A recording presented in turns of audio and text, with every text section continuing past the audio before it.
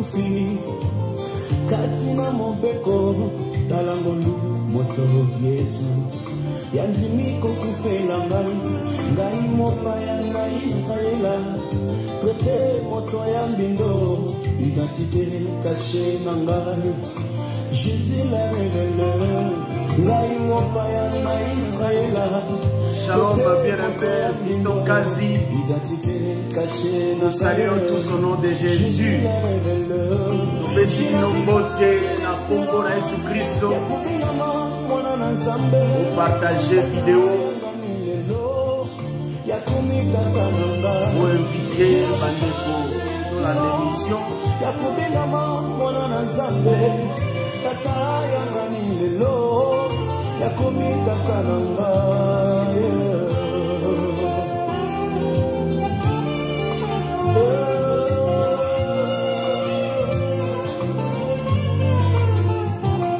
Nazalaki mokufi katina mobeko talangolu moto Yesu yandimi kokufela ngai mopaya na Israela toke moto ya mbindo identité cachée na ngai Jésus la révéleur ngai mopaya na Israela toke moto ya mbindo identité cachée na ngai Jésus la révéleur j'ai la vie d'espérance ya kubingama mwana na Nzambe tata ya ngani lelo ya komi tata na ngai j'ai la vie d'espérance ya kubingama mwana na Nzambe tata ya ngani Merci de Koroki Marciano Mbote Ebele.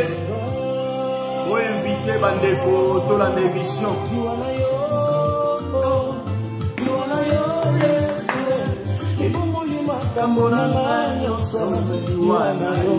Alléluia.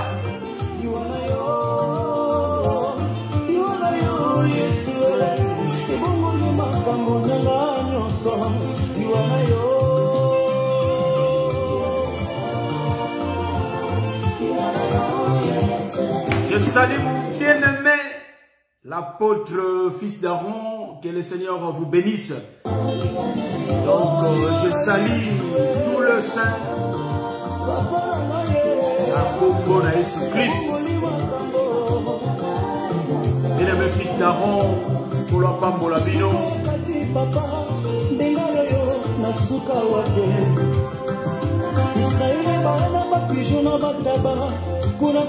Panza vidéo, Bandeko Baya Rokota.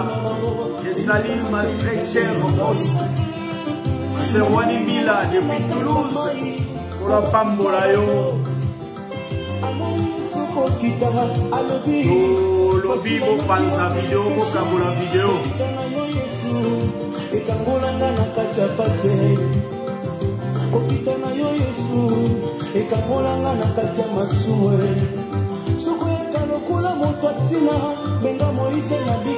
Amen, amen, amen.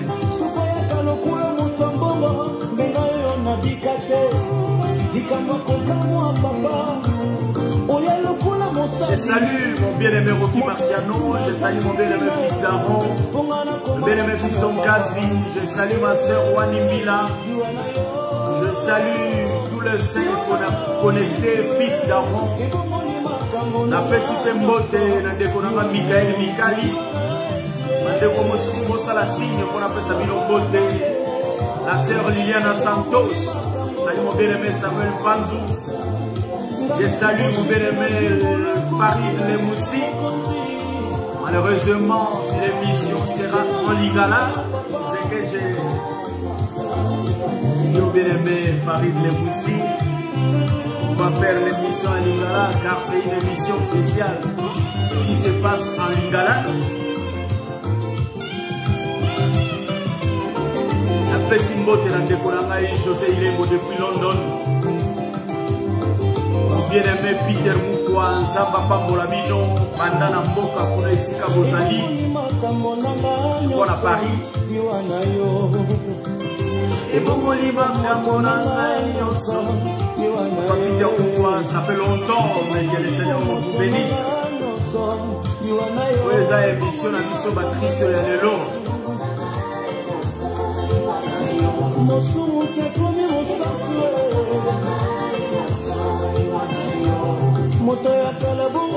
Je salue ma sœur Élisée Koumona de Bundes. Ça fait longtemps, ma sœur, que le Seigneur vous bénisse, ma très chère sœur. Ma Elisa, que le Seigneur vous bénisse.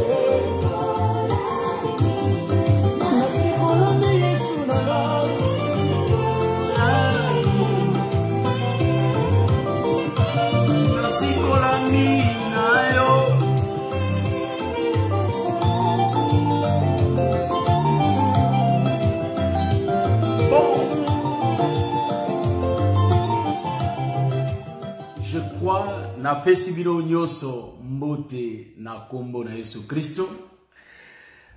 Comme je venais de le dire à mon bien-aimé Farid Lemsi, vraiment, mon bien-aimé, excuse-moi parce que cette émission sera en lingala. C'est une émission spéciale qu'on avait dit qu'on va commencer à faire cette émission pour essayer un peu de parler nos comportements des chrétiens d'aujourd'hui, voyez-vous. Parce que si je dis qu'il y a des chrétiens d'aujourd'hui, c'est qu'il y a des chrétiens d'hier, vous voyez. Et il y aura aussi des chrétiens du futur, vous voyez. Donc, nous parlons de 3 temps, mais vous savez que les 3 temps dans les Écritures n'existent pas. Dans les Écritures, nous n'avons que 2 temps. Mais dans cette émission, l'émission se passe en lingala. Quoi, je tiens à dire déjà aux bien-aimés, c'est une nouvelle émission, ça c'est une nouvelle émission. Ça a commencé le mardi passé et aujourd'hui c'est notre 2e épisode. Et je l'ai dit que l'émission ne va pas rester là pour toujours, ou soit je vais commencer à faire cette émission pour toujours. Non, non plus, on fait ça pour un temps. Mais tandis que les enseignements restent jusqu'à ce que le Seigneur revienne, ou soit que la mort nous précède. Voyez-vous?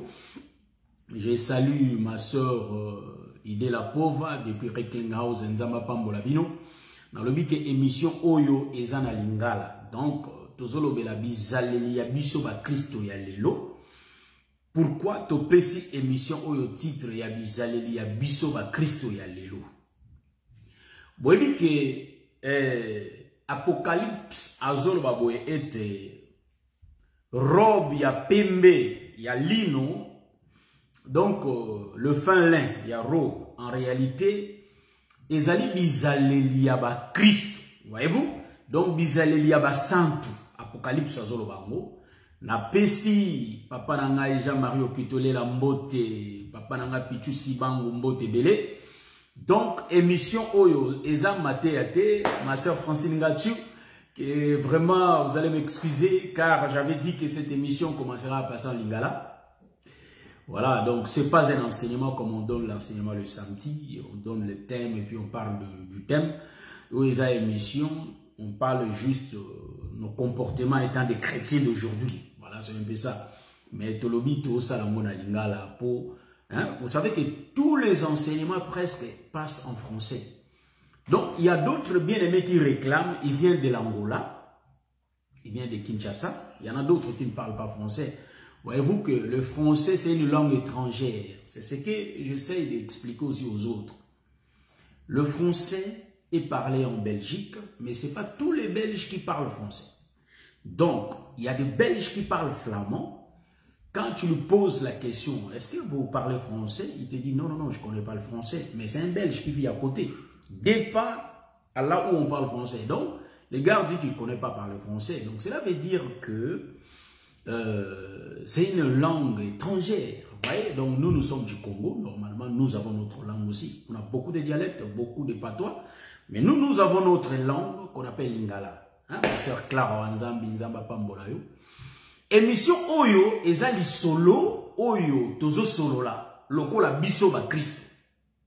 Boyebi ke makambo ebele na église olie biso ba santu to vérifier ka écriture to koma kokota ndire na loyenge. Menebi ba santu moko ya bere pendant que l'apôtre Paul ou soit le frère Paul azaki ko pesa bango enseignement. Mais bango bazalaki ko vérifier écriture na koyeba soki makambo oyo Paul azoloba eza ya kokoma maupa. Biso pe na mission ya ba Kristo ya lelo tokobanda kozwa quelques thèmes natali na messenger na moni ba thème te yango tozwi thème lelo tolobila songi na église. Vous voyez? Donc tolobaki pe ke émission oyo badokende mulai te. Même moi 20-25 minutes to sisi na biso. Tozolo bela songi na kati ya église. Vous voyez? Parce que tozolo bela net ba samedi te, mais tozolo bela makambo o to monaka ya mabe, pe makambo o to monaka ya malamu mais o elekaka na kati ya église. Je salue mon bien-aimé, mon papa Claudio Jean-Claude. Donc papa Jean-Claude, que le Seigneur vous bénisse depuis Welkenrath. Donc, ma soeur Clara Nzambi, Pichou, Sibangou. Donc, voilà, c'est un peu ça. Donc, je vais rejeter un appel. Il y a quelqu'un qui m'appelle. Donc, je vais lui rappeler après. Donc, émission auto sana lingala, ezaba Christ ya lelo. Tozo bela juste ba comportement auto zaka na ngona kati église. Pe tozo bela ya malamu pe ya mabe. Donc, ce que ça ya malamu to ko encourageango. Ce que ça ya mabe tokoloba de sorte que tout changer amour quand même à la lumière des Écritures. Ouais, yango dans le big eza ngo enseignement te na bandeko yo bakoti. Donc tozo solo la ka eza ma solo o tozo solo la mais eza vraiment enseignement te. Donc c'est un peu ça, mais quelque part eza ka enseignement hein. Donc quelque part eza ka enseignement. Tozo lobela thème na biso sous thème na biso eza songi na église. Non, bon, là, ça n'a pas le comme enseignement, parce que, mais, songi l'église. Église à l'élo, mais bien aimé, songi comme ma casse. Et tant bas Christ. La ligne dans la cabo. Beaucoup remarqué que samedi passé, na salaki émission T, enseignement n'abisso sur la famille de Noé, 4e partie. C'est le docteur Adelar qui avait fait la 4e partie na place nana, parce que biso toza éprouvé. Tous a éprouvé samedi donc vendredi samedi dimanche tous a la kikuna na mboka ya bono tous a éprouvé moi si na ngai akufeli mama leki na ye donc tante na ye maternelle leki ya mama na ye akufi sur place kuna na bono donc ebembeza kuna enterrement eza samedi matin. Voilà pourquoi même samedi OP na oza en émission T. Voilà pourquoi je ne sais pas ce qui le docteur Adela vous allez disposer à jouer mission intérim, ou soit peut-être il y aura un autre homme de Dieu à cause de l'émission samedi à 20h. Voyez-vous, même si on ne parle pas sur la famille de Noé, mais peut-être on peut parler sur Eloko Moussous. Vous voyez que chaque ministre a sa grâce. Voilà pourquoi nous disons que les grâces ne peuvent jamais se comparer. Dieu a pesi mutuna mutu batala musumi bale musumi sato mususu moko mais nyonso ezalaka pona édification ya corps de Christ.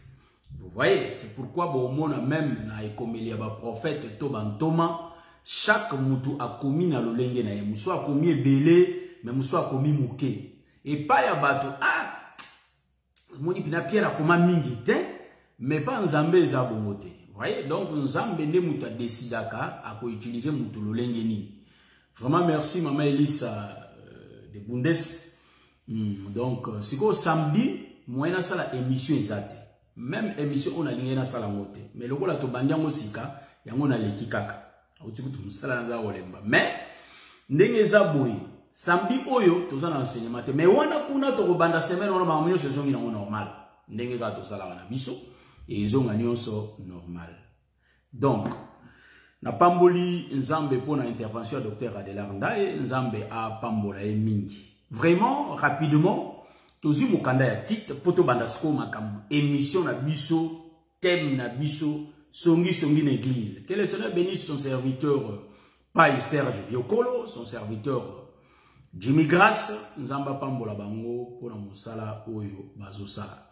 Nazui mukanda ya titre rapidement. Tozo expliquer écriture te, mais tozo zwango ka na doctrine na moto lobela yango na doctrine. Bon, tozo chapitre 3, je crois bien. Tozo 2. Donc, voilà. To bandi na verset 1. Titre. Natangi na français, mais to lobala lingala.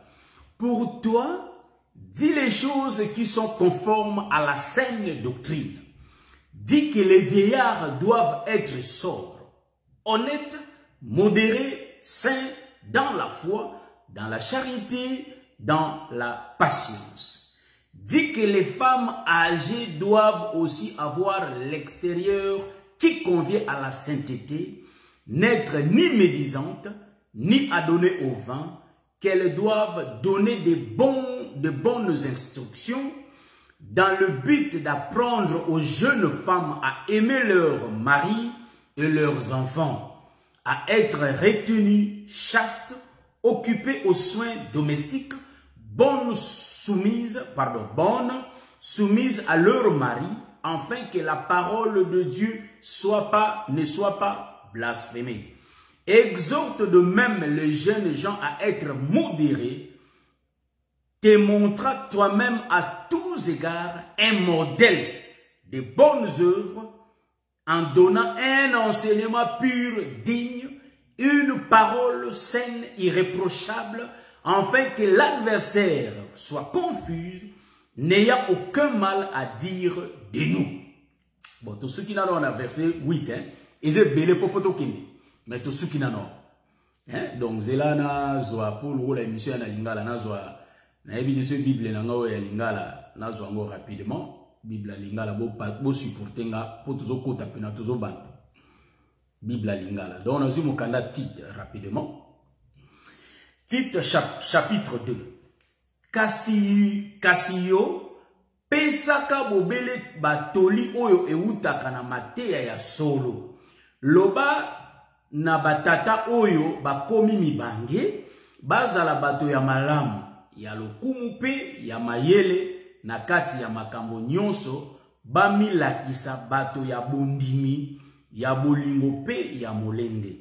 Loba pe na bamama oyo bakomi mibange bafanda lokola bato ya bosantu batongaka bato te pe bazala baumbu ya masanga te bayeba kopesa batoli ya malamu balakisa na bilenge basi oyo babala ndenge basengeli kolinga mibali pe bana na bango bamibatelaka ndenge ebongi bazala basi ya malamu pe ya mitema pembe basalaka mosala na bandako na bango pe batosaka mibali na bango po moto moko te atiola maloba ya Nzambe ndenge moko pe yebisa na bilenge mibali te bamibatelaka malamu na makambo nyonso. Yo moko osengeli kopesa ndakisa ya misala malamu te yaka mateya ya solo na ndenge ekoki salelaka maloba ya malonga pe ya kokoka na ndenge wana bato oyo batiaka ntembe na mosala na biso bakomona soni bakokoka koloba ata likambo moko te ya mabe oyo etali biso. Amen. Bon, je crois que le bien-aimé a tomoni le bien-aimé Paul azotine de la petite lettre. Boyebi atindi lettre na lettre oyo atindi azotali sa titre awa keno apesa conseil na bato bakomi mibange. Est-ce que vous comprenez ça? Bato yo bakomi mibange. Bon, bien Serge na pesa yo jambote. Bon, oyebi mibango yo awa nde tozolobela mibange. Bon, monitant tolobela mibange awa en réalité il y a une émission enseignement té mais pour ça na pumbwe oyebi ka ndenge zala. Bon, mibango yo bazolobela awa Bon, en réalité, ce que je la révélation, et ça, mi bangé physique. Vous voyez? Mi bangé physique, bazo mi bangé à l'île. Voyez-vous? Donc, bao ba komi mi bangé. Donc, bateau yo, ba bongwane. Est-ce que vous voyez ça? Bateau yo, ba komi mi bangé. Parce que ce que a déjà la jeunesse et la vieillesse de Pierre. Bon, mon a toi, quand ba jeune, peut na ba vieux, mais dans l'évangile. Est-ce que vous voyez ça? Ah, ils ont l'ingala, mais ils ont pumbra. Moi, mon keka, pour n'a pas raté. Donc, vous voyez? Donc, dans l'évangile, nous avons des jeunes et des vieillards. Nous avons deux catégories à battre, quatre évangiles. Nous avons la jeunesse et nous avons la vieillesse. Remarquez, Exode chapitre 12. Batu avant ba kota na ndaku ba kendelia anyo bazala ba monyoso ba jeune. Voyez-vous? Donc ndaku oyo prophète Moïse azolobake bozwa anyo ya 1 an bokota na ndaku bokanga ndaku bolie kuna na kati. Voyez-vous? Tango bokolie bolie na matiti ya bolo. En réalité tango bazoke kota na ndaku bazala ba monyoso ba jeune. Mutala mukolo azalate bango tout bazala bilengi. Maintenant sikoyo elo ni eko salake babongwana bakoma mibange. Donc du fait que ce que vous lia agnon ne muta transformaka mutu alongolio jeune à commission malamoko mubange. C'est pourquoi le bien-aimé Tite a bazoye bisaye et païa apôtre Paul alobina eboye que yebisa mibange. Voyez-vous? Donc bateau aussi ba koli o ba komi mibange. C'est pourquoi Pierre étant jeune azaki na makasi ya kokanga ceinture na yeye moko. Mais nkolo azo yebisa yeke et comme na tamoko il faut ba kanga yo ceinture kokanga. Est-ce que vous comprenez ça? On donne bon moyen na ma cérémonie. Omoni, donc nazo expliquer mibange na kopumbwe. Donc mibange en réalité, awa ce qui te pumbwe na révélation, tozomo na mibange eza batu oyo ba bongoli mitema na liloba. Nde Paul azoyebisa bango bazala irréprochable, bia mikolo wana nde ba pesa ka bilenge conseil. Voyez-vous? Donc en tout cas, lelo tozolo bela songi na église. Ba pesa ka bilenge conseil. Bon moni nde to pumbwe mo muke. Donc awa mibange melele zo ka musangai tozana mibange na kati église bato ba koli ba komi mikolo na liloba. Est-ce que vous voyez ça? Mais dans kati na bango moko pardon en eux tozo remarqué que tango ba oloba on dirait bilenge ne mbazoloba. Mais Tite awa azo pesa conseil. Paul a recommandé et a pesa conseil et pas à mibange. Voyez-vous? Donc, tout qui t'anano. Mibange o bakoli. Bakoza la bato baza ba umbwa masangate. Voyez-vous? Koza la umbwa masanga. Donc, so o melite ozangi kimia. Il faut mela kaka. Balobi koza la umbwa masangate. Il faut ozala na bizaleli ya malamu. Nazala na bizaleli ya malamu. Voyez-vous? Donc, biso, il faut de to pesa bilenge. Bon, nazongi na dona physiquement. Okoya omona na église. Moi na bato uti ko bala. Yoka songi. Yeku tu banda bala meti lelo. Na mona ko du changement. Liputa moko kaka. Banda kanga maka na liputa wana kaka yango. A changera ko du bilambate. Yango, ozomona donc, vous remarquez que bazar, c'est-à-dire facilité ya koloba mabe ya ndeko eza penza na kati église ya lilo. Vous voyez ça? Donc tozo benga yango les songi na kati ya bonzambe. Bon, babaluli yango ekomi kombo ke songi na bonzambe eza autorisé. Non, eza autorisé tes frères, ma soeur. Donc il faut toza la batu oyo tokoki ko tonga ka baninga na bisote. Ce qui te moni muninga na défaut, il faut to sungaye alongwa na likambo wana. Il faut que to sala makasi bandeko mususu ba remarquer te biso to zala déjà batu ya liboso pona ko sunga ndeko de sorte que ndeko abima na mabe wana. Est-ce que vous osez solango? Yekutu ta comprendre raté. Ya mo bango vuma banda ba somba ndako. Et lokela bango ba problème Omona akutu ba chacha kutu so ta bilamba. Non. Bien aimé boboté. vous remarquez que songi nde mutezo sala ke l'église na biso et panza na lelo. Vous voyez? Personnellement, j'ai jamais vu physiquement comme ça, donc de mes yeux. J'ai jamais vu ma soeur Owanimbila. Vous voyez? Na mona enamite. Yé pas monanga nanute. Mais peut-être ma soeur a yebi masolo nanga. Na koyoka. Peut-être nana yebi masolo la soeur Front de Binyama. Na koyoka. Voyez-vous? Pourquoi? Parce que bon, ça j'aime. Parce que m'aimé la ki bango yango. Yango na solo bake bato yo ba memaka ba sango ya bato. Tolo baka boye ete écriture ezalita ou David a oboma moto ayaki na sango ya liwa ya Saül. David a bomaye. Cela veut dire quoi? Toza la bato oyo tozo kende ko mema sango ya bato te na ndenge ya mabe. To bongo la mitema to memaka sango ya bato na ndenge ya malamu. Vous voyez ça?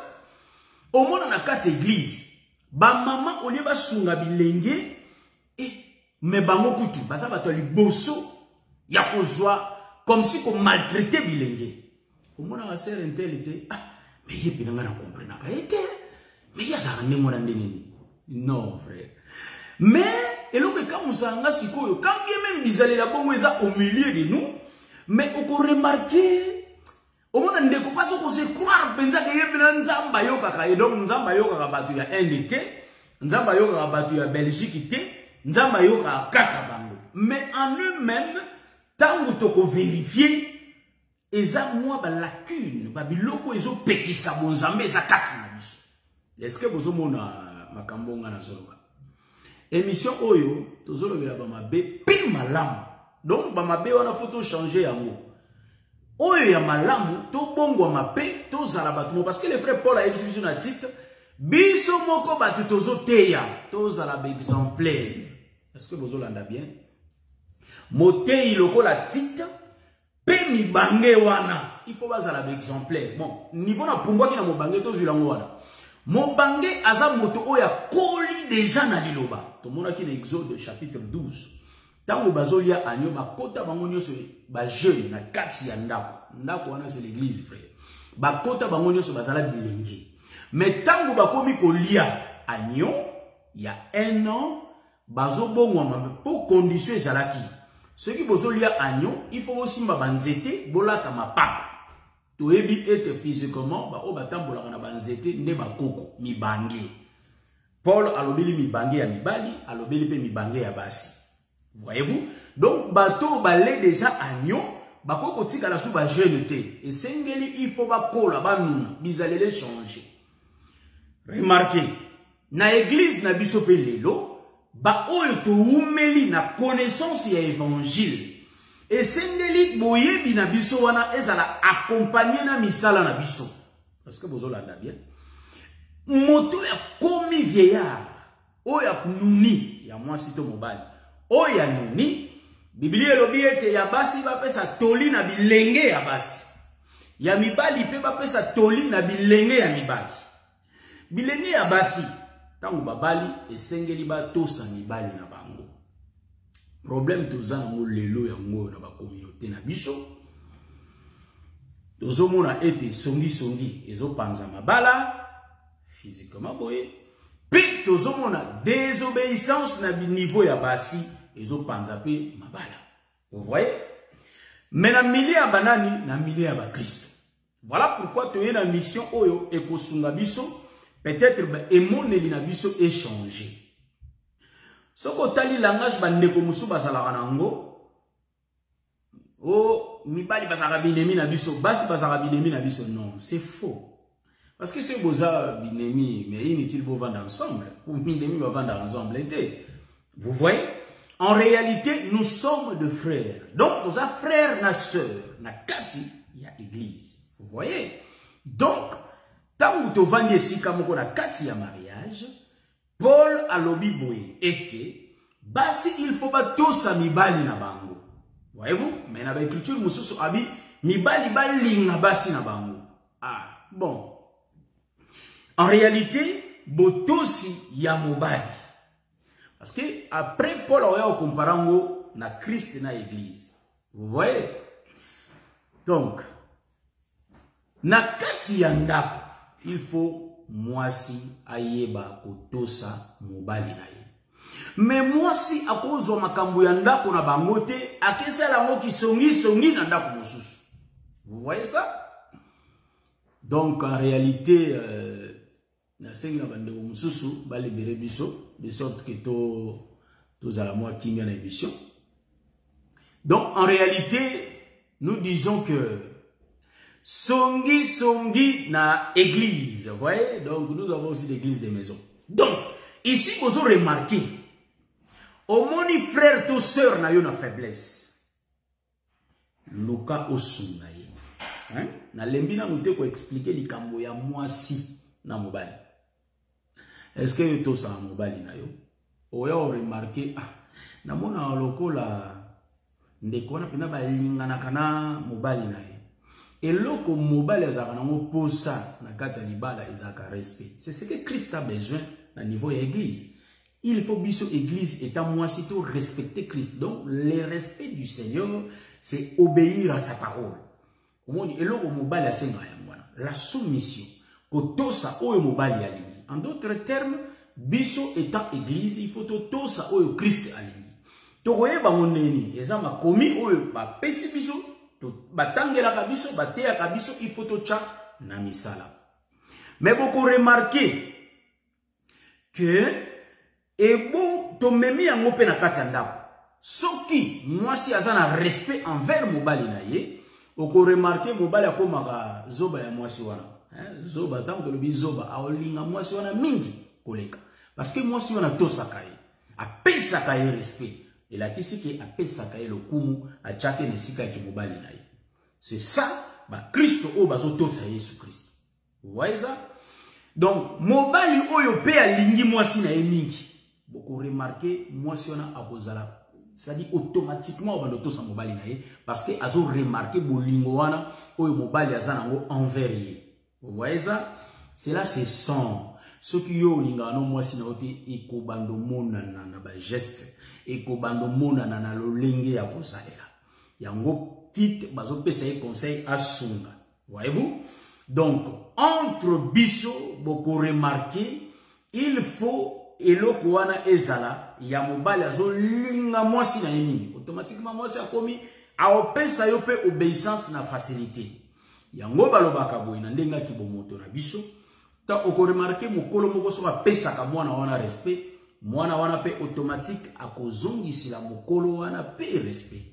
Voyez-vous? Donc les choses se passera automatiquement. Mais loko akokamwa lelo songi nde ezo diviser ezo kabula ba église. Vous voyez ça? Songi. Ngana eko betela mon bien-aimé David Mouliro que je salue, na eko betela ye lisolo. Yande konangai en réalité Jean-Pierre. Vous voyez ça? Maintenant le frère Jean-Pierre lui-même ne connaît pas. Mais ngana memelier déjà lisolo. Tala Jean-Pierre, Jean. Donc en réalité ndeko David azana lisolo ya Jean-Pierre mais ayebi Jean-Pierre. Biloko zo panza l'église na biso lelo yango wana.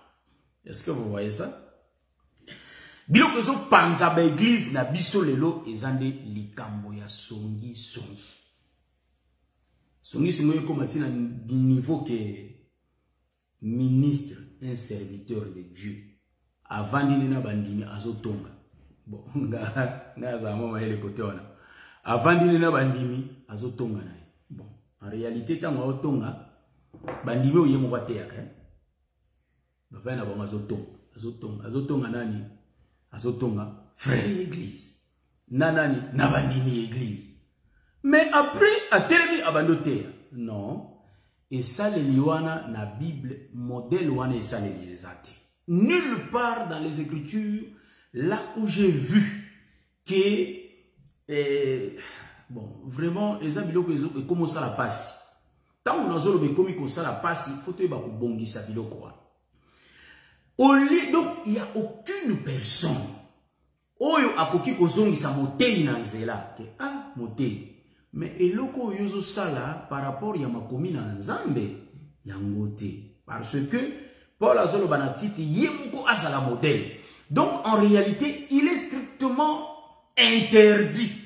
Na yo ministre, au vandina bandimi, au bandi kotonga bandimi mususu l'église. Même église. Est-ce que vous remarquez ça? Ou soit bandi koka mususu. Généralement. Tozolo belaka bon. Non, ils ont bon côté.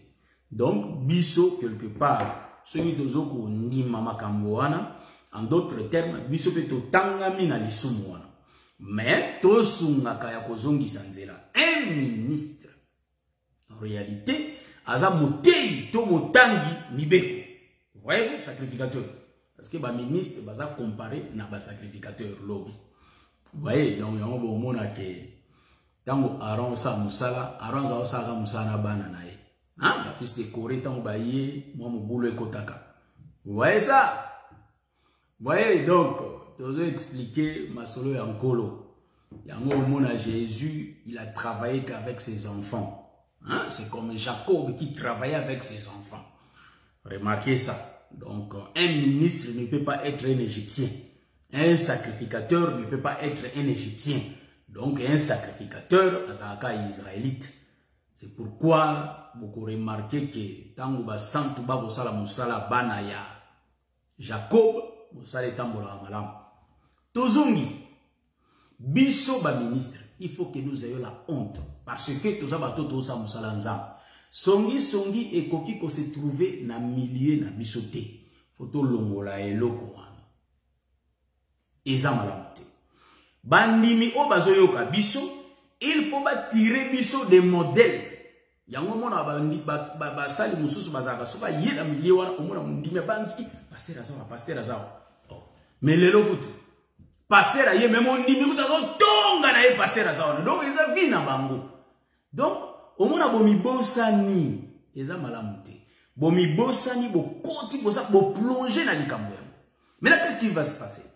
Tant que vous plongez dans les camarades, vous avez battu que si vous bungaki des gens là, mais vous croyez comme des saints. Au moins, les gens bon. L'acte est se posé, les gens ne vérifient pas les écritures. Est-ce que tout ça a bonne voix ou bien si tu bénis déjà? Non. Comprendre? Donc, en réalité, tu beleli na ba ministre, ba te ya sambo malamu. Bazala, tozala vraiment, tozala ba exemplaire, ba modèle. Voyez-vous? Biso pe bandimi o toyoka kaniloba, to sunga kate. Biso pe to sunga kabate na biso. Tango to moni motei na biso azo tengama, to sungiye pe parce que ye pas na kata course. Et là ko ngana kamo ya mwana motei to croire te que to komi. Biso no tozo kima mbango. Mutakozwa fatigue na nzela, tozo sunga pe. Ozomona? Donc, Bisopé, maman Élisée. Donc, Bisopé, to sunganaka. Vous savez, ah, papa qui place au penzape, tout sungi na conseil. Bon, vous voyez la bisoté que, vous voyez la bisoté que nous, on ne peut pas être conseiller. Vous voyez que je suis ministre. Un ministre à cause de la bourouté, comme si bako pese tolité. Vous voyez? Bon, on a si on a doctrine. Bon, on a Jétro à pese Moïse conseil. Bon, Moïse a coûté à l'anzam. Jétro à pese conseil. Mais pourquoi on a na musala yomoko? Au lieu qu'on a na musala yomoko boumé. Pour na batu kabula bango. Nous avons batu musu pesa bango charge à 1000 personnes, bango sous 500, bango sous 200, 300. Vous voyez ça? Nazolo baba boye. Pourquoi? Parce que pour Moïse s'est déchargé. Bah, il faut payer conseil. Là les amis malam, ils appliquent à Tiango. Ceux qui conseillent pour Moussali Tambola malam et Yeli Bisso, il faut tout appliquer à Moïse le malam. Mais il l'eau ils ont Kaboula Batu. Songi. Mais ce qui est grave, c'est quoi? Bisso Basantu, Toliaka Nyamalito Imokote, Toliaka Nyamalito Imokote. Il faut Nyamamato Imibale. Nous ne mangeons pas l'animal n'a défaut parce que ils ont interdit dans Mobeko, Tokoki Kolia Nyamalito Imokote. Bon. Vous voyez que parce que l'agneau, l'animal n'a pas de défaut. Jésus n'a pas de défaut. Mais le roi Salomon, soit le prophète Salomon, Azolo Baboy. Mouto akoya kufunda liboso, Aza lokola na raison. Mais ce qui na yoki mutabi balé et comme il y a une photo examinant to ye bandenge nini penza likambo ezali. Cela veut dire quoi? Tangu ba memelio sango ya mama front de diamant. Mama front de diamant ye kutuboye, ye kutuboye, ye kutuboye. Ah bon? Yoka na yo. Ngapa na yoka na nga. Amen. Na yoki pe na nga, eza problème te. Mais problème eza yoko ndimana ni nyoso te. Banda ko examiner mama front de diamant pona ko yeba bizaleli o ba yebisio ya ye wana. Voyez-vous? Donc j'ai dit biloko ezo panza ba église na biso.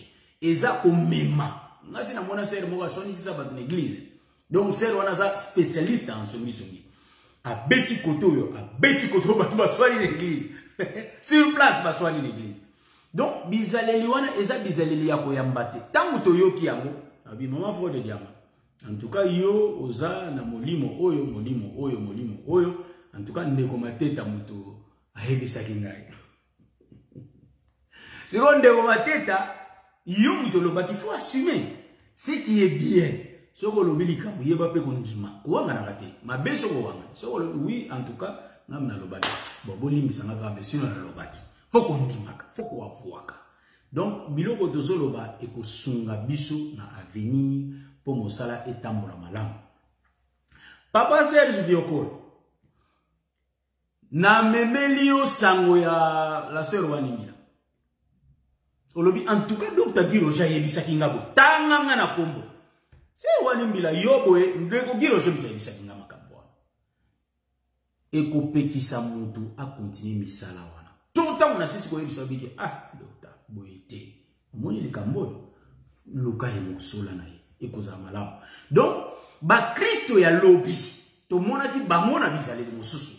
Ba Christo ya lobby eza bangonde baba model. Yango na pekisi ndeko mobali to ndeko mwasi na kombo na Yesu Kristo. Tokoki kolanda ba model te lokola ba pasteur na biso ya lelo. To ba te na biso ya lelo. Mais ba model na biso eza kaka ba prophète pe ba apôtre na ya Bible. Ba mwana nde basa ba model po na biso. C'est pourquoi le frère Paul a dit, soyez mes imitateurs comme moi, je le suis de Christ. Vous voyez ça? Bon, c'est ça. Bon. Un jour, je vais expliquer aussi la vie de Paul. Donc, on a expliqué, nous disons toujours que nous avons expliqué qu'un jour la vie de Paul. Pourquoi Paul n'a commencé à Boma Batu? Mais Paul a après, a changé, mis ce combien de problèmes. Pas Paul a monté à Pébaka, vous voyez ça? Donc là, nous allons expliquer Paul écriture. Le frère Paul écriture. Tout expliquant un jour par la grâce de Dieu. Déjà. Donc nous disons ceci. Le frère Paul azolo baboye que ye aza muto azo imiter Christ. Ayebi si bande ko église ba imiter. Qui es-tu? Ou yebi sa peuple landa yo. C'est qu'en Paul, il n'y avait ni défaut. Parce que Paul a dit, bon, donc, donc, en réalité, voilà, au moment où la lobaki, nabaki bonheur, papa Peter Mouka, tant que commentaire, et puis si bisope, et là, tout sauter les sous. Au moment songi na kati ya église, ezo panza. Yongo l'église na biso mona tozo koma ebelete po songi leki tellement makasi nani ngo linga batonga na modèle wana ako se dégoûté ako ya lisusu te aye beaucoup une église lola annuel ya makakuna eze sika bien na ya kokota na ngai mais frère tangwa poti sali mo bene Jimmy Gas na pesa ija papa Jimmy Gas mbote frère tangwa ye kokota na église encore frère ana moi cité yango ya mona ba cité mais frère, si vous y avez oh, frère, à mon capacité, pas si on est kakabou. Sérieux, mais sérieux, vous voyez ça? Songi zama paix et l'eau est kimi et panzarabato. Et ça, songi. Surtout ma soeur n'a vu sur l'église. Oui, qui ma soeur, on dirait, Bamoussou Bagozo médaille. Donc, bah, plus c'est une médaille à or parce qu'il y a un grand songueur. Donc, songi wana, et ça lui même que, ils ont kimi sana bato église. Hein? Songi qui ça va ton église. Donc en réalité paix. Na yeko mona penza songi ango. Hein? Na simba ki loko yoke ba elio sango. Hein? Nyamalito imoko. Wana na simba ki ango mena na continue on te mena zo ya na continue. Na dona loko yo papa Peter a pesi biso. Basseur songi Basseur, ce sont des spécialistes en songi. Mais sans oublier les hommes.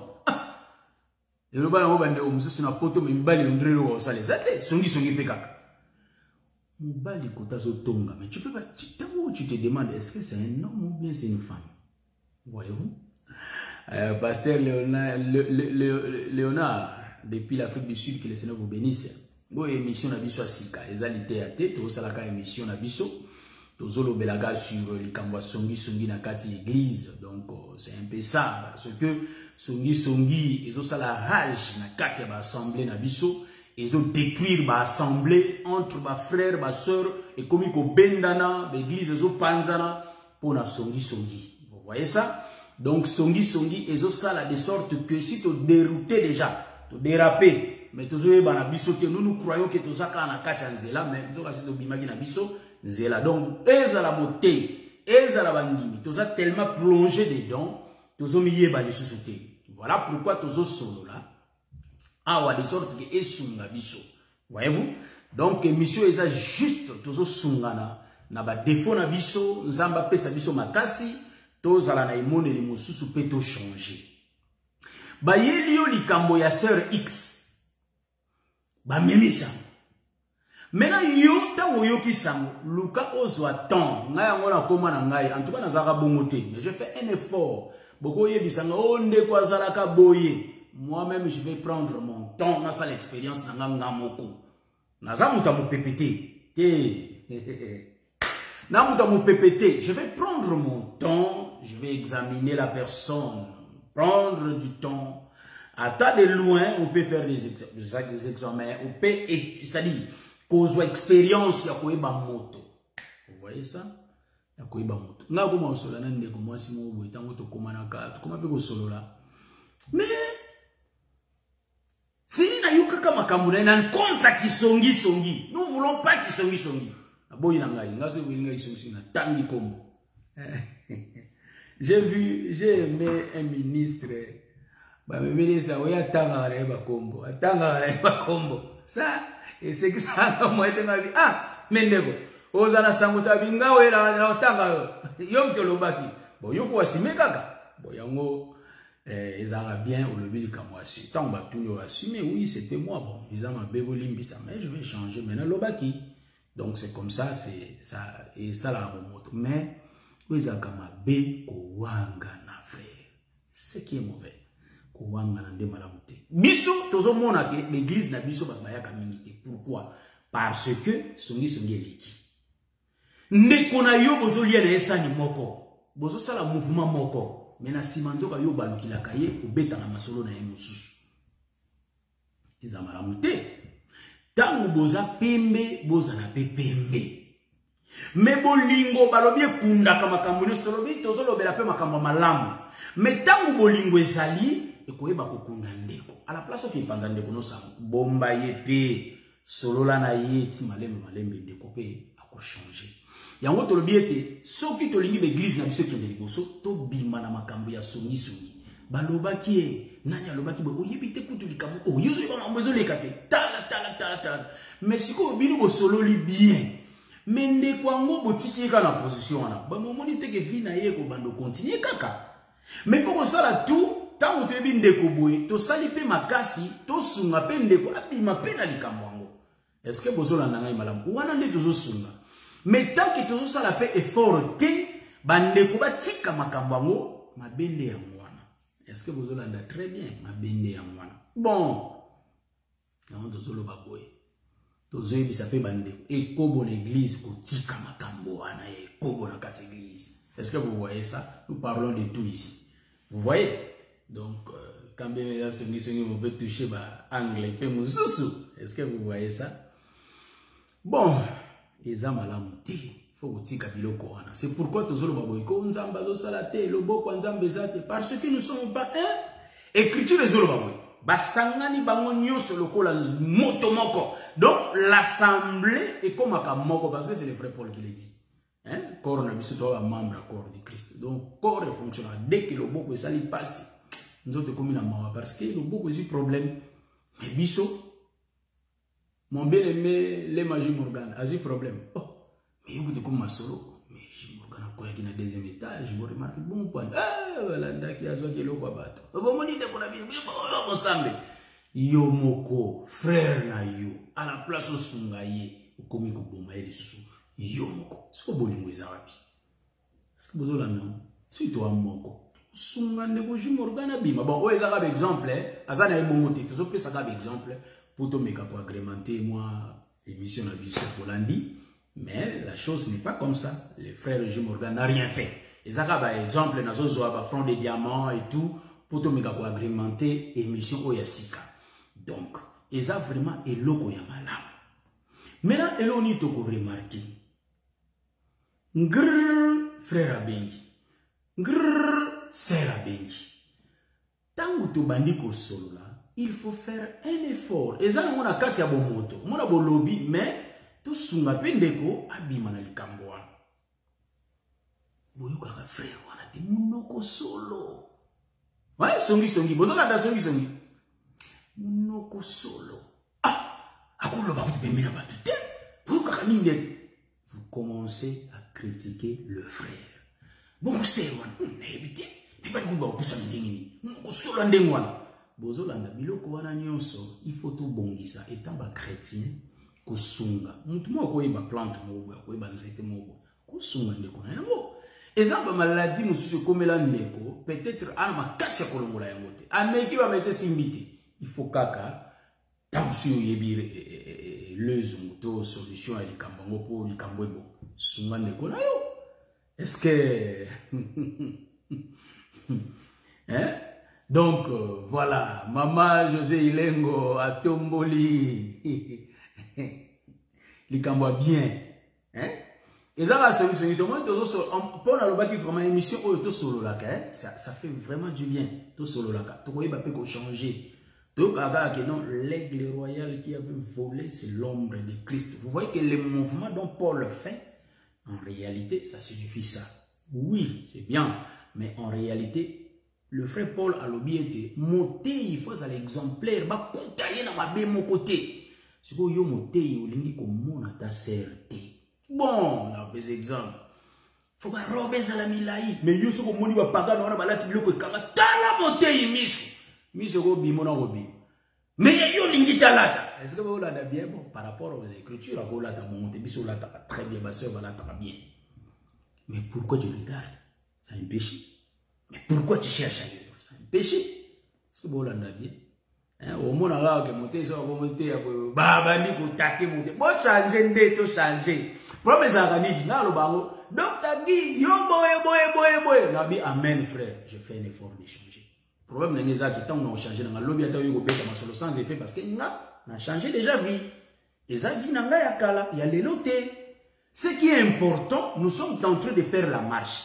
Tant que tu as pembe na mer rouge, peut-être na zaki na bizali mususu. Tant que tu comment pousser na bakota moab wana. Bizali bisa changer parce que tu continues à marche. Na mona na nute banda to banda ti le yo garda même marche. Au côté frère. Marche il faut changer. Hein? Marche là-bas, il faut changer. Tant que tu yo kali lo faut changer. Toye l'église moko. Tozo yo ka parole l'église moko. Mais babi nemi bazana kat église. Baloba na raté. Frère on a sœur ba yoka na raté. Sœur on a sœur ba yoka na raté. Bangoba donc ba groupuscule. Donc moi ba groupe to tika biloko aneza mabe na kat église. Église il faut tous à la mission sur le kola moto moko. Vous voyez? Donc ba frère mususu ba koma komi weli sa kota motei. Donc il y a la proche à motei. C'est pas pour bandi ma proche. Faut pas no boma mninga na. Est-ce que vous voyez ce que je dis? La réalité. Au moni, donc faut pas nous bomaka ninga na ye, ser pour alinga ye mingi pas pasteur, faut pas nous bomaka ninga na ninga bino mutu mabe pasteur au mona ye pinzande mutu asam mutu nanga pesa. Non, ben information, non c'est pas bien. Ba groupe, c'est ce qui fait que mutaye a umel na bino takena ye. Mutaye a sepeli na motaki. Pourquoi? Parce que Babylone comme groupe on a toujours quand même parole. Mais ngana yebi ete tango bato basangana ki. Na kati ya ndako. Tango basangani bazolia anyo en réalité bakoma mutu moko. Mais biso toujours ka liloba ngo on dirait so komisa biso moko te.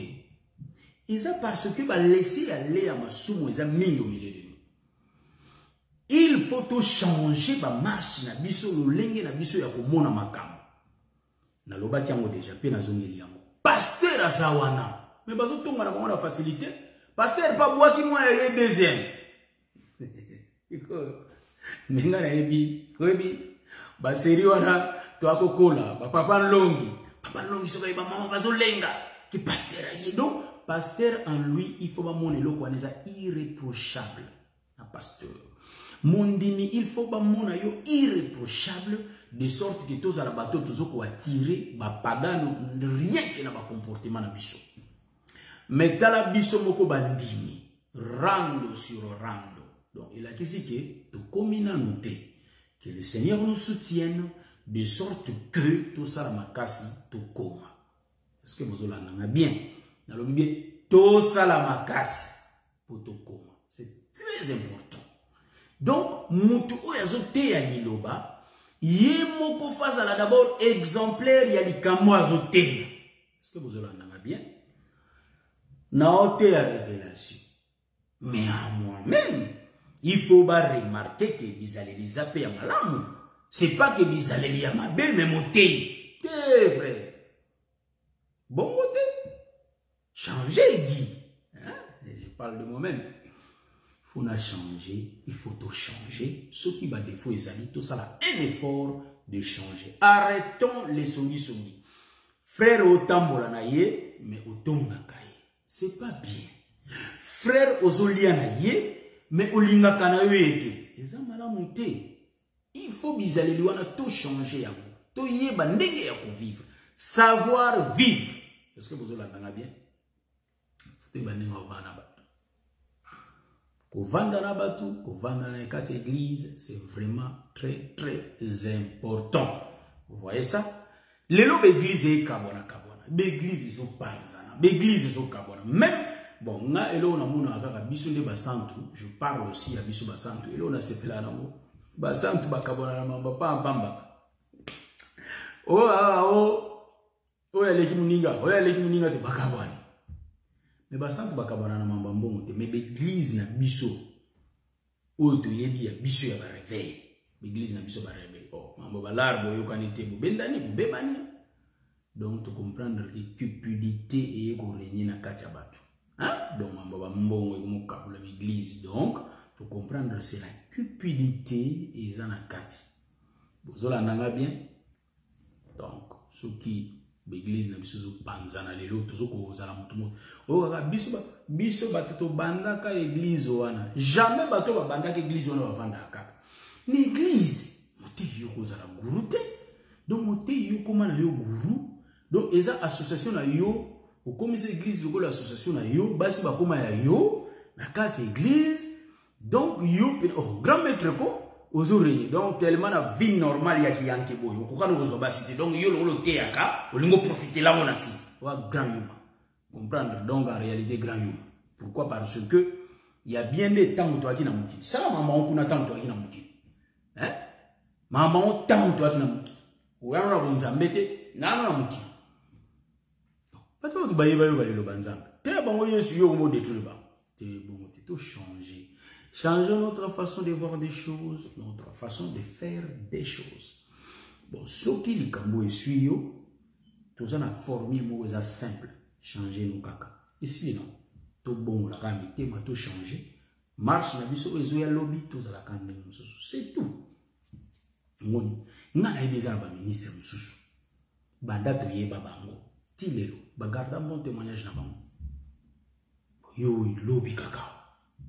Donc ils ont le cacao kambako. Donc c'est une vérité pour que pembe na faut pas nzamwe kende kaka. Donc yo régner kaka en pape. Est-ce que vous ozo régner en pape. Donc muta contrôler yoté. Donc comme ina ba jewana ya ko ba sœur, ko détruire ba sœur. c'est diabolique, c'est pas bien. Changeons notre façon de faire des choses. C'est pourquoi, le peuple, ils ont un manque de connaissance dans l'église et ils ont détruire bateau. Pourquoi? Parce que bango peut pas y éviter. Est-ce que vous avez l'andelo kona?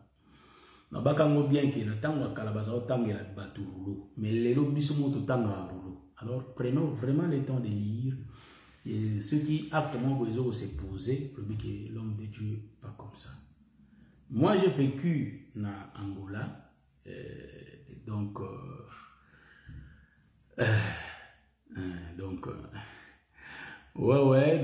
tozo te na lingala bandeko ba Holanda biso, donc tozo lo bana lingala, donc na Angola nazo betela bino solo parce que tozo solo là. Eza belle sœur nanga, eza na apôtre mona pasteur, fallait basa na délivrance parce que zaki na promo ko bota moni basi balinga makamba ko bota mingi tellement. Donc ce qui moi ça se concevoir te akoma na bas inquiétude et belé. Donc on attend wana bon connaissance ezaka vraiment te mingi te disons, mais ya mo muke ya lettre to akana ngo lettre, je dis bien lettre. Ba pasteur on ba kosa belle sœur tellement yeba na mambanzambe malamu te que boye azwa lobiko akoma kobota, c'est-à-dire la semence ya moto na nzambe mbota to nkona ya moto na nzambe il faut kota na kati ya ndeko mwasi ndoko mona ndeko mwasi après akoma ne ko concevoir facilement. Mais la question na biso ekota ndenge ni parce que baliete et l'autre ekota ndebosa ndenge ni peut koma kuna pana. Donc en réalité il faut utiliser la cuillère ou bien faut ça la ndenge ni, on ne sait jamais. Maintenant la question est que tout ça la nengeni na likamba bon. Voyez-vous? Bah ici serre boy tout ça. Bon, serre pas yebita monique so lo biba moto ko kufa fo yo moko kaka na biso to sala makambo. Ah, serre azongi pe na ndako lo la zaki beau frère, ça dit grand frère na déjà na poto. Sukuna na Angola. Donc amonika petit frère beau frère yo yalingi pe mama nzambe. Ah bon ngana ko kufa na moni afana mi kufi la fo yeba ntina ni nazo kufa abetelinga maso. Ngabia eza bongo okay. L'obito qui est bon, la écriture et sikanini, makamba délivrance à boy salamaki, qui apôtre a suivi semence n'a pas côté passer et salamaki wapi. Bakumba baba. Cela veut dire quoi? Même église, la sœur, quand on commence à te déranger, défends-toi. Le frère, yopé, yeba komi bate. Tant ou dérangement, ezoya yeba ko se préserver. Cela veut dire que l'église de Dieu, to comme on a nyonso. Pasteur l'église, bana nyonso bazotumela presque bana pasteur. Alors pourquoi babilo kwa bongo ezo salama lelo na ba Christo na biso lelo? Parce que biso pe tolingi ko pratiquer écriture te. Il faut to koma na niveau ya ko pratiquer écriture. Tango ba yeli yo dossier wana loba ke dossier oyelinga eza malamu. Mais tango na tali yo banzambe dossier ona koko ndima ngote parce que le banzambe telemeli yam. Est-ce que vous l'endez très bien? Oui. C'est comme ça. Bisope bandeko mibali.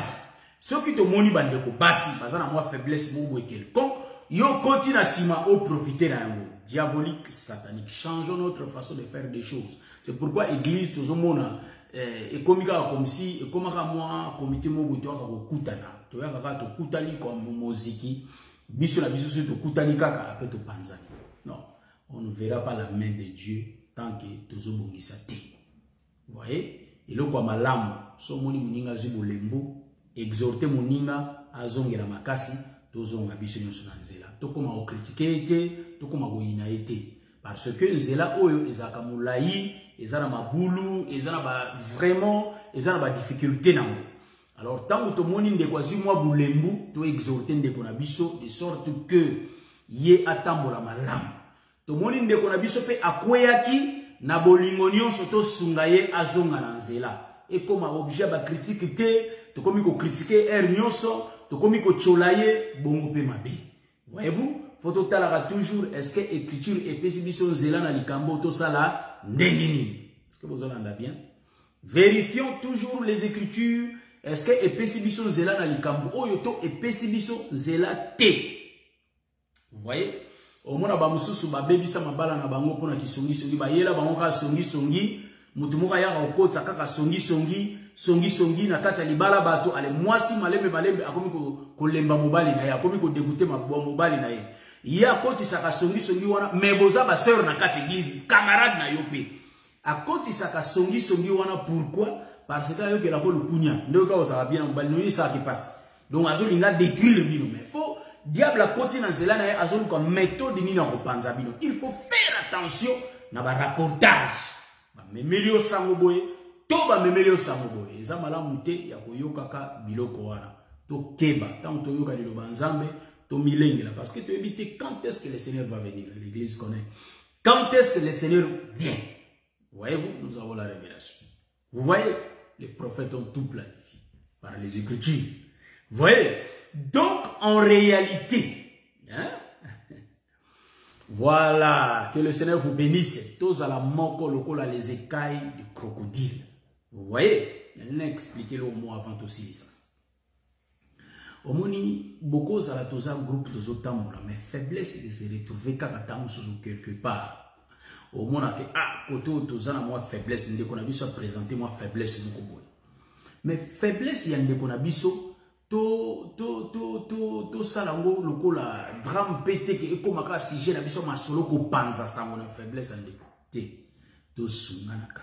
Quand tu remarques faiblesse za côté en ko na biso to sala makasi to sunga ndeko na bolingo nyonso de sorte que ndeko azonga na nzela pour to tambola malamu. Omoni lelo to komaka komona mabe ya baninga. Me biso muta musuto mitala rate. Omoni muto koza lozo sala mouvement mobo pe yo miyebite mais tant so mouvement wana baninga pe ezo sala bango pe mabe. Mais yo miyebite. Ezo singa baya ko sunga yo kaka. Yango bien aimé quand vous remarquez quelque chose na ndeko na bino to sunga. Oh, omoni docteur te émission sala. Mais émission na yo wana penga nazo te to sunga. Donc l'émission eza boye mais to remarquer falo sala ngo boye na e ko sunga biso. Na préciser que émission o etikali na ngo libela te to kata na biso. To zolo belaka quelques épisodes après to tiki na biso. Mais matin na biso ya chaque samedi na 20h wana letikali timu ko yeso ya. To za na biso wana. Mais quant à émission oyo en réalité ezaka elo ezoleka pour un temps après elongo nango.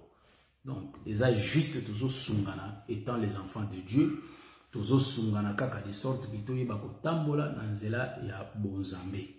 Faiblesse sur les amis kotan ndeko, tout exhorter ndeko, tout pesa ndeko makasi, de sorte que tout continue bonzambe. Vous voyez? Ils ont kamala monté ko lakisa deux visages. Deux visages ils ont kamala monté, ils ont ma be makasi le kwana. Vous voyez ça? Donc, quand tu es au milieu de frères, quand tu es au milieu de frères, en réalité, toujours présenté comme si vraiment nous sommes des biens. Mais tant que nous balouki, hein, comme nous avons face à Judas Iscariote, en d'autres termes, nous avons dit malam, mais tant que nous avons beta cop, bateka Yesu. Ça c'est pas bon.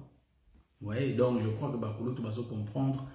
Il s'agit de quoi? Namo Christo et Zamalamonte. Pour ça la raté pour batuba lingayo pour batuba monayo. Non. On fait l'œuvre du Seigneur, tout bonzambe être chrétien. Et ça, premièrement, yonankolo. Hein? Et ça va nous battre, mais yonankolo na yo. C'est ainsi qu'il faut intimité et ça entre mon Christ na mobali na Jésus Christ. Intimité wana, niveau wana. Donc moi s'il faut comme un niveau pour séduire mon bali na penza bien là. Tant on a zolo ba moi si na zolo de la église. Moi si comme église, il faut à tout ça penza nkolo. Et puis que batolo la ba Job, batolo la ba Noé, ba séduire ça kan Nzambe. Ya Nzambe ba as-tu remarqué mon serviteur Job? Pourquoi? Parce que Dieu était tellement séduit. Na obéissance au Job azaki na mwepa na. Voyez-vous? Donc l'obéissance c'est ça une femme qui obéisse. On a Paul obéi, femme soyez soumise. Voyez-vous? C'est Job qui était soumis. C'est Noé qui était soumis. Donc, en nous, il faut qu'on ait biso amonaka lumière wana ya bonzambe. Pas toi ta ba commission 1500. Mais ceux qui yo moko penze za na lokuta na lokuta, bonzambe ezate eza pasi. Est-ce que vous voyez ça? Apocalypse 3:16. Vous voyez? Bon, je vais lire rapidement l'écriture photo kita na monito umeli. Photo aussi les émissions. Mi bange, ba mama wana tambo moni bilenge babali na bango bobandi ko tonga bango. Yango yebana ki libala ngo vraiment. Moi na te. Hein? Libala ngo pendane oh papa, maman, bosotaka. Pourquoi? Parce que bamsu, tu quand dit bamsu bazaka na poso bota bane belé neti, hein, bande bamsu de bota. Non. Tu ne fais pas poso bane belé te. baza na bana moko mi balé mi sa ba koka déjà. Ah, azo mi la pas bote. Oh maman, à la place au sang la kutu yozo le belazo mi la pas bote. Vous voyez ça? Ah, mais yepe bana ke dali bala. Bande koni kutu ba ya otala ka ete. À la place au sunga na mate ya mobange. Yo obandi préparer vieillesse na yo okota na bokonza likolo. Yo obandi no kotonga. C'est pas bon. Prenons l'écriture d'Apocalypse rapidement. Après tout quitter na biso. Donc yango ezalaki moi temo to lobeli makambo ya songi ni ezo panza peuple na kata église eza bien te ba groupe ndenge mama José Elengo lobi ndenge papa Peter Moko lobi ba sœur ba songi ya makasi ba ko vanda bo ba vandeli ka komba mutu komba frère na bango motei na bino mutate ya kabino muta so c'est pour moné pote ya bino mais celui bo vandeli bo bande ko tonga mais non so moni quelque défaut bo sunga ndeko aza mutu bo sunga ye so bo moni na quelque faiblesse. Et ça une bonne chose, il y a kosunga motei. Kosunga motei, kosunga libota motei, kosunga bana motei, c'est vraiment important. Et ça peut et lokomoko il y a ma lame. Est-ce que vous voyez ça? Donc Apocalypse 3:16. Prenons l'écriture. Hein, dès qu'on tape si tout temps on peut éviter ce qui Bon, ainsi, parce que tu es tiède et que tu n'es ni froid ni bouillant, je te vomirai de ma bouche. Et là, c'est vraiment important. Donc, mon dimi photos à la position. Donc, pour le temps où on a titre awa, alors que tous na lolenge na biso extérieur, photo dégager qui toi ban ensemble. Mais yo penatant total à extérieur na yo. Bon, tu vas nous expliquer. Peut-être en total à rayo, tout le monde a rayo, kuruna. Ou dégagera, kuruna. Bon. Voilà. Peut-être le temps total à rayo, ou dégagera na yo mo pagano. Vous voyez? Mais toi tu te crois en bon Zambé. Mais c'est l'image que tu donnes au peuple. Le lenge na yo. Parce que rien que par ton comportement, au côté à biso sanki oloba. Le lenge no ka ya wozale là. Donc, vous comprenez le voilà. Faites tout de changer ça. C'est vraiment important. Donc, le changement. Tout garder Jésus parce que c'est l'homme parfait. Lui ne peut pas changer parce qu'il est déjà parfait. Mais Bissot, tout bien changement parce que tout ça parfaité. Vit notre marche, notre façon de parler. Il faut qu'il y toujours de mieux en mieux, de bien en bien. Vous voyez ça? Donc, il faut changer. Lobby, tout ça qui coton à 20 personnes, tout quitter malé. Vous voyez que changement, c'est la procédure. Hein? Changement, c'est une procédure. C'est une procédure. Voilà, c'est ça le français. Voilà. Donc, les changements, ils ont un processus. Ils ont changé 90 degrés. Non. Il y a un malé. L'eau est autant à 20, les autres qui t'a malé, malembe, qui t'y moi 10, qui t'y 8, 9, ti, les autres qui t'a. Hein, pardon, 8, qui t'y na 7, comme souper, journée pour tout minauté. Malembe, les autres bonga. Donc, je vous exhorte, tant que bande tonga moninga, banda organisaka, et loko et bomaka, et loko et panzaka. Soit ce qu'on appelle ça vos confiance, to solo ma solomo pénère très bien, mais yo tango balukana si mubandi na okotonga. Ça c'est pas bien. C'est pourquoi au moni ba semblant, ba kotonga na milia ba santu ezaka na mo bien te. Zalaka yo, yango ngana lingana ozanga. To zaka biso, hein? Yo ba ngomgo mususu, basa Philippe Ndanda olobalanga yo zaka shosho. Eza certaines dimanche za websanga. Neo yo no zaka shosho. Donc je ne peux pas devenir comme le pasteur Philippe. C'est lui qui a cette grâce. Tant que tout le sango n'a vu sur l'évangile éternel. Le pasteur Philippe. C'est lui notre sango. Voyez-vous, quand on lui voit, automatiquement, bah, calme. Je ne peux pas devenir comme le bien-aimé fiston. Le temps où tout le monde est sango. Bon, nga, nazaka ngai. Donc, nazaka, s'il y a quelque chose, moi je dis, je suis moi. Cela veut dire quoi? Tout vivaka na costume ya batute, tout zaka biso. C'est-à-dire, à tous à chouchou, mais elle a bon zambé. Je connais aussi mon frère qui est chouchou aussi. mais tozala nde na bonzambe. Shosho elingi koloba te ke muta masumu. Non. Eza ndenge nzamba saleli yo bato mususu malili soka vandi place vanda ki azoloba na ite. Mais mutu mususu wakome nini boza bien. Donc chaque mutu nzamba kelie na lolenge na ye. Mais ngai nako kolata costume bato passer Philippe te. Na okokate ba ozwanga na ba seconde. Comprendre le voilà. Ba ozwanga parce que oh ndeko côté puis bon on a bon. Non voyez minga je suis pas comme ça. Donc nga na tanga ya mona otikala nga. Ce qui ne kinga wana photo kinde na mo penza na évangile. To pratiquer masumu te meto zala biso. Mais ba ebisi biso peto zala na sagesse na lo lenge ya ko vivre na bande ko na biso. Wana photo e bango. Très important. Biso pe ba Christ. To ko manka ka bato ba respecter. Un chrétien c'est celui qui est bien éduqué parce que évangile est en bon la ramutu. Na kati ya marche et pesa ka de sorte que mutu azala l'éducation madame. Donc un chrétien a une polité. Un chrétien a poli, bien éduqué. Est-ce que vous voyez ça? Car l'agneau, voyez-vous, tout comme un comportement, il y a agneau. Bon, agneau, oyo, et la question agneau calme. Agneau qui est calme. C'est celui qui ne parle pas devant le péché. C'est celui qui ne crie pas devant le péché. En d'autres termes, c'est celui qui ne pratique pas. Donc, mon toit pratique la massou monté, aza agneau. Aza agneau. Donc, à chakama kele l'été, à celui qui s'akanzambe te. Marche naye et à faire approcher à Nzambe. Hein? Donc, bien aimé, les magiques Morgan, je vais faire monter des commentaires pour tous les gens. Voilà. Bon, au moni, papa le malobik et docteur Adela Ndaya Zara Koul Makasa Ebo Vanabat. Oui. Donc, voilà. Bon, batuni nga bon docteur Adela Razarane. Docteur Adela P. Bon, n'est tout le monde là, il est pas à chouchou, hein, il est pas à chouchou. Mais cool, voilà, donc tout ça chouchou, mais on est cool. Sur la guitare, hein, sur la bien, et là il est qui sur le samo exact. Faut sur la, yes, on sur la bien, au Jésus pour te donner un mandat qu'on va pas y aller, va pagano, y a au côté, y a damé. Pourquoi? Parce qu'il y a bigo solo. Mais parce que les sacrificateurs vont sur la tête, ils sur la tête, ceux qui sont minta mina point naie, bandikak. Donc en réalité, il faut qu'on solo la car, toi partage la car, toi solo la car.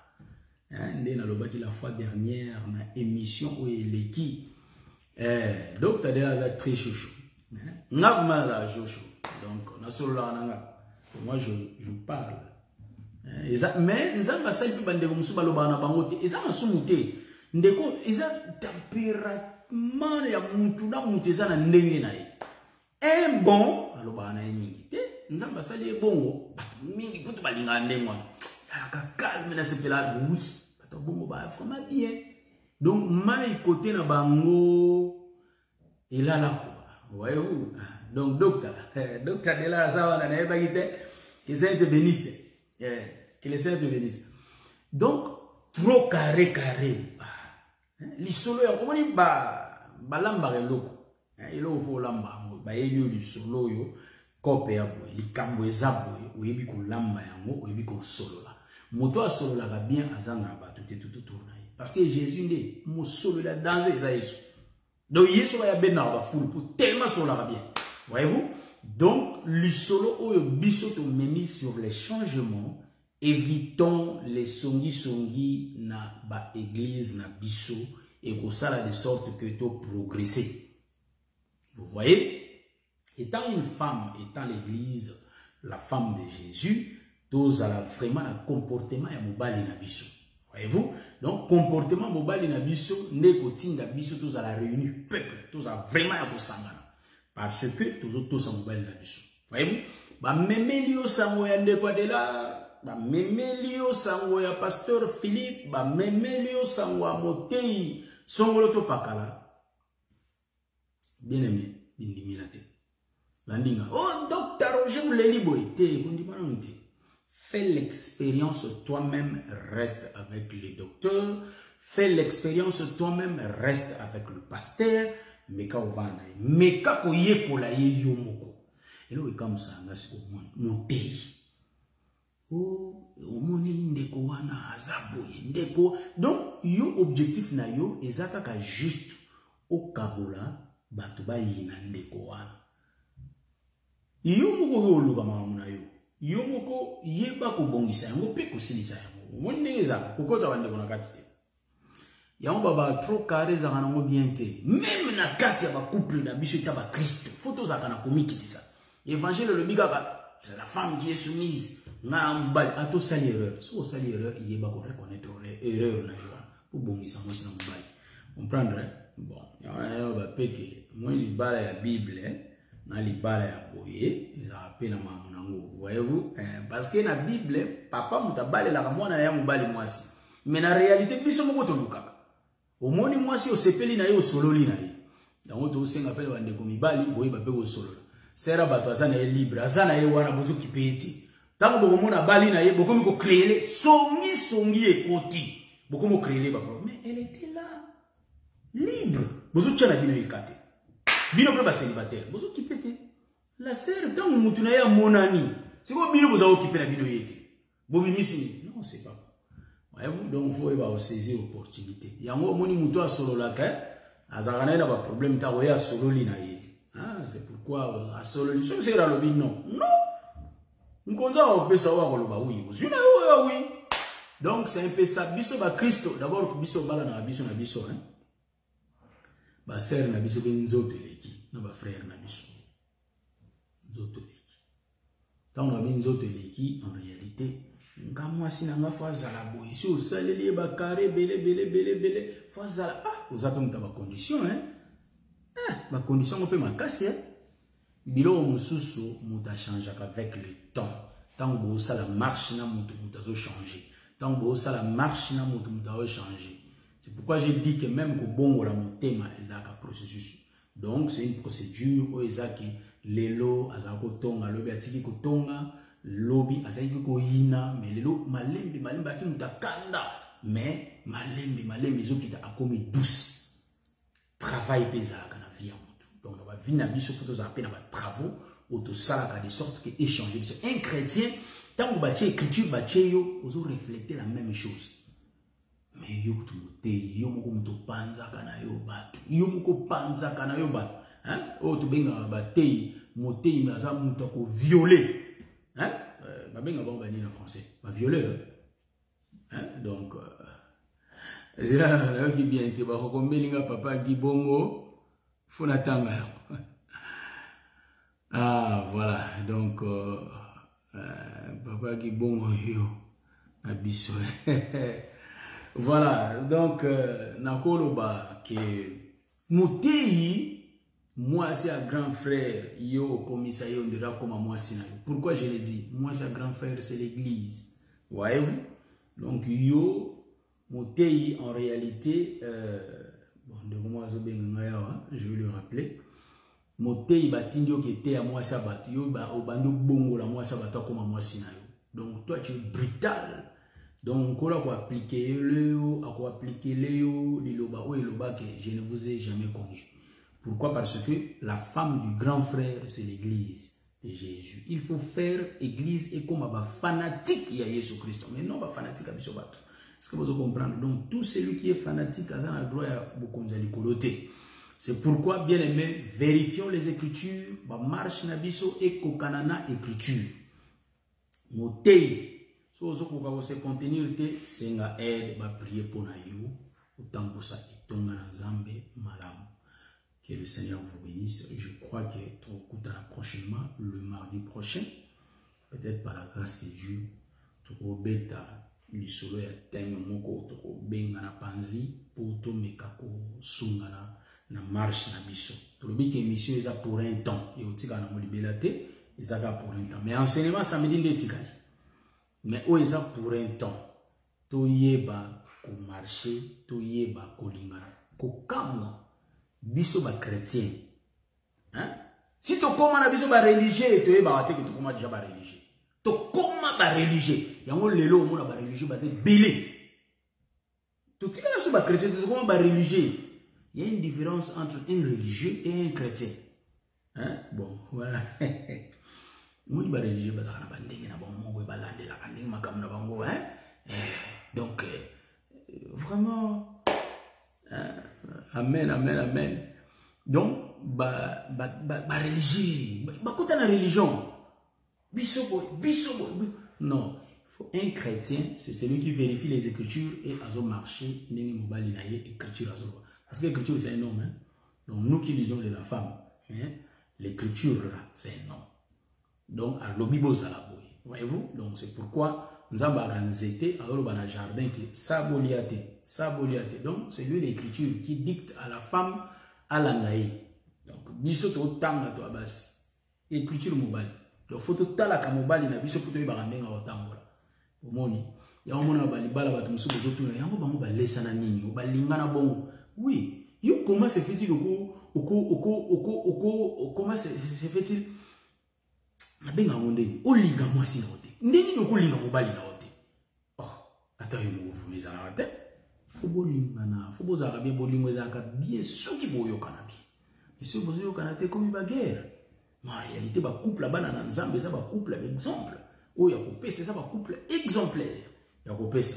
Bon, ma solo na moni faut tu na peine de Koji Morgan, hein? Donc je crois bien que ya bobete la biso ngo pe mwandambu parce que abala. Voyez-vous? Bolingo ezaka bien surtout na bonzambe. Na bonzambe bolingo na bino peut marcher bien comme kitisa. Ezaka eloko malam. Que le Seigneur vous bénisse. En tout cas, je crois que par la grâce de Dieu, peut-être tout ça sur l'épisode de Morotomi Balé, tout ce qui n'a pas continuer à biso enseignement, et ça juste conseil, biso to quand to sambe la menzo parce que comment na biso ba religieux. Tout ça na biso ko sur écriture, tout comment on a normal. Oh.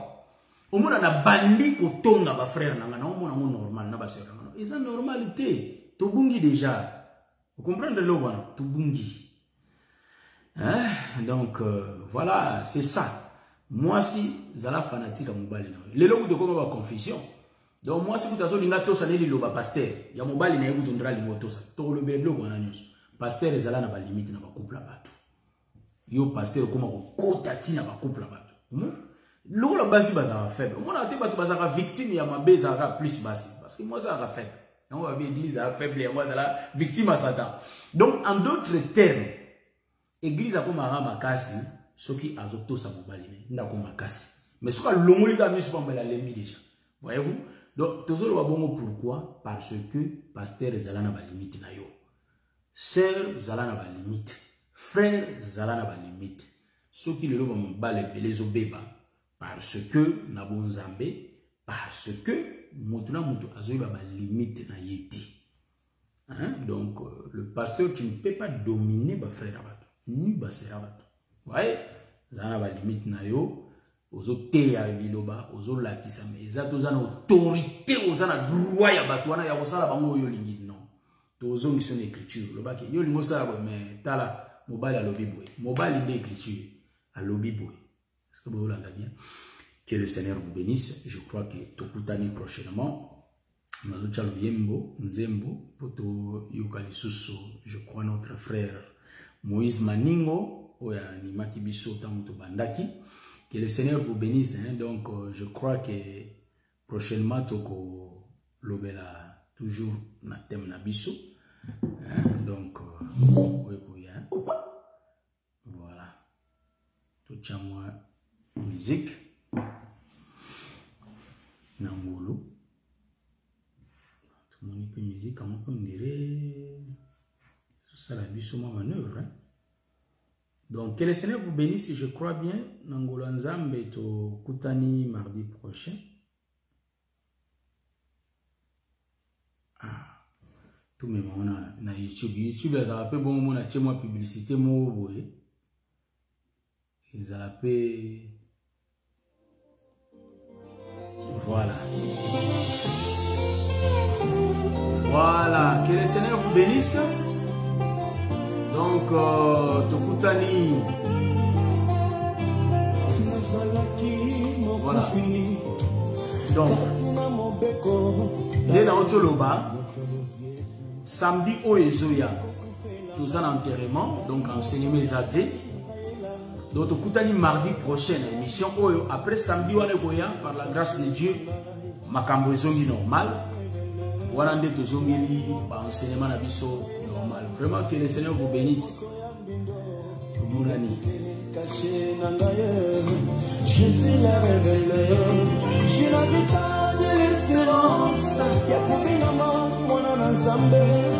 Amen, Papa Jean-Claude. Papa Jean-Claude, que le Seigneur vous bénisse. C'est là où on a salaire. Si qui sont la vie. Donc, Maman Mbote, Bananion Sombote, par la grâce de Dieu. Tomorani, Nambolonanza. Je salue ma soeur, Idé la Pova. Je salue Bénémé Marciano. Je salue la soeur Perron Boy. Je salue la soeur Wani Bila. Je salue mon bien-aimé Pai Serge Fiopolo Zelot. Je salue mon papa Jimmy Grasse, que le Seigneur vous bénisse. Bien-aimé Les Machines Morgan. Je salue mon bien-aimé Fiston Kazi. Papa Jean-Marie Opitolela. Je salue papa David Moligo. Je salue mon bien-aimé Ghislain Minueta. Pas vu. Papa Ghislain, que le Seigneur vous bénisse. Je salue mon bien-aimé fils d'Aaron. Mon nom, d'Aaron. On va développer, que le Seigneur vous bénisse. Le docteur de l'Arna et là où vous êtes, que le Seigneur vous bénisse. Tout mon ami, que le Seigneur vous bénisse. Voilà, na pesibino, ciao, ciao. Donc, bazo benga ngasi bien que zo salake ekata, mais tokutani, ciao.